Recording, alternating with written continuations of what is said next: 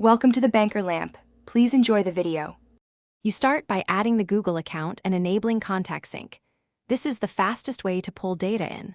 Once done, open Settings, go to Mail or Accounts, choose Add Account, pick Google and sign in. Make sure Contact's permission is toggled on, otherwise nothing transfers. You're doing this now because the phone must be linked to Google before any restore or web actions. With Sync enabled, the iPhone will request contact data and store it locally for the next steps. Next, use Google Contacts on a computer or mobile browser to actually restore lost entries. This is where Google's built-in backup lives. Sign in to the same Google account, open Settings in Google Contacts, and choose Undo Changes or Restore to pick a point in time. Google keeps snapshots up to 30 days. Once restored on Google's servers, return to your iPhone and refresh Contacts by pulling down or toggling. Finish by making Google the default contact account so new entries go there and avoid future confusion.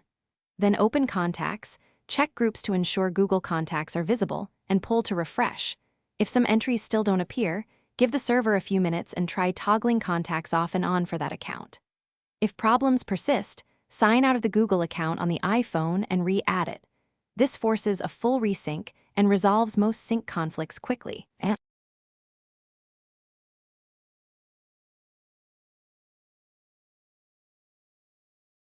Thanks for watching. If this was helpful, leave a like and consider subscribing. See you next time.